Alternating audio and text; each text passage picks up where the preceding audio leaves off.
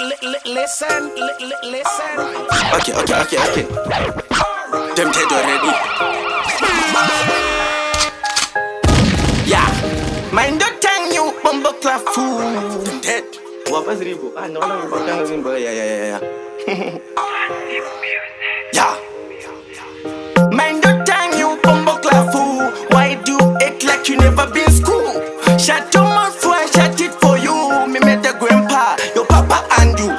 Say something but you can't do nothing. I am full of something. So call me Mr. Something. Let me tell you something before you say something. If you don't like me, I don't like you too. Vano paisa pakutanga vasaisa vasatwa realiza. Ini no fura ombe taka isa vangu ndichiraisa vanona kungefuza. Ini no fura ombe toka kwiza vachida kukukwiza manje ndiri mukwiza. Ndova umburudza ndova shungurudza ndindova tambudza. Ini no fura ombe under it but they can't compete. Them try test but they can't contest. Me not retreat, me not take defeat. Hit after hit, rakunge heartbeat. Funza Tombi kanga funza Kenya. Them run back aya when we step in at the yard. Get it top down, hot head, tie hard. Them dead go red. Vano paisa pakutanga vasaisa vasatwa realiza. Ini no fura ombe taka isa vangu ndichiraisa vanona kungefuza. Ini no fura ombe toka kwiza vachida kukukwiza manje ndiri mukwiza.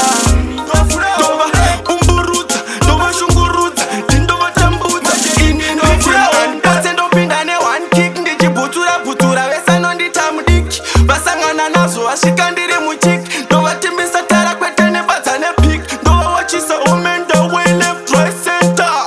Them run away anytime we enter. Ochema mai wetu siya vafenta. Tovacha vakashinura sika penta. Vanopaisa pakutanga vasaisa vasatwa realiza. Ini no fura ombe taka isa vangu ndichiraisa vanona kungefuza. Ini no fura ombe toka kwiza vachida kukukwiza manje ndiri mukwiza. Ndova umburudza ndova shungurudza ndindova tambudza. Ini no fura ombe mind your tongue you bumbo clap fool. Why do you act like you never been school? Shut your mouth for I shut it for you. Me met the grandpa, your papa